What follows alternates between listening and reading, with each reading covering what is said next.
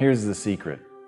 The people that do the most with their lives, the people that seem the most self-assured, the ones that seem to embody confidence, the ones that seem to define confidence, they're the ones that had to face down the most fear.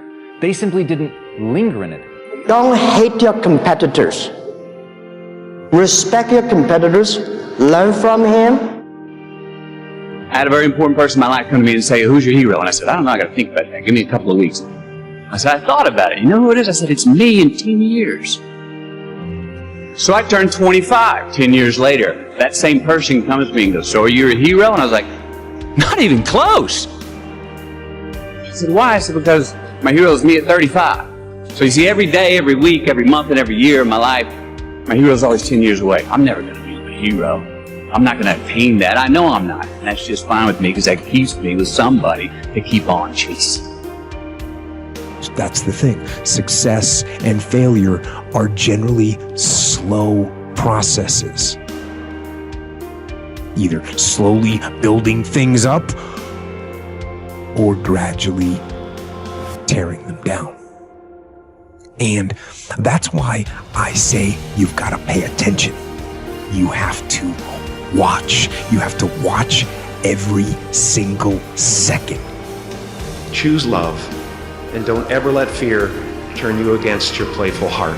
I believe in manifestation. I believe in putting a rocket of desire out into the universe, and you get it when you believe it. You get it when you believe you have it, and that's the key. So we want to get really sensitized, acutely sensitized, sensory acuity, to whether what we're doing is working or not. And by the way, sensory acuity is really the measure of a person's intelligence. What I mean by that is, how do we measure intelligence? Intelligence is a measure of the number and quality of distinctions you have in a given situation. You can handle this, you just haven't figured it out yet. It's all right, this is your training period. This is the tuition you have to pay for what you don't know. You can do this, other people have done it. It doesn't take an Einstein. Get you some people that can teach you some stuff that you don't know. Get you some people that have done it successfully and learn from them. Take some seminars, workshops, read some books on how to manage a business. Change the way you see yourself and begin to tend to the personal details. Understand that nobody's going to take care of your business better than you. You will notice the most successful people in any field, they are usually the ones who have failed more than anybody else.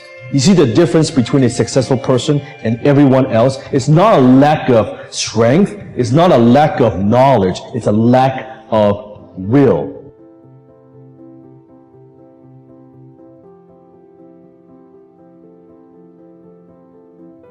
You must experience what this life is totally, isn't it? Before you go, you must experience this. If you do experience that, then such questions will never arise in your mind, because that's not the way existence is. It's up to you in a world where we're taught to look outside for answers, for a job that will make us happy, for money that will make us happy. The answer is within. We already have it. We already have the answer, but will we unleash it? Will we give it? Will we own it? Will we truly reinvent ourselves to become the people that we're capable of becoming?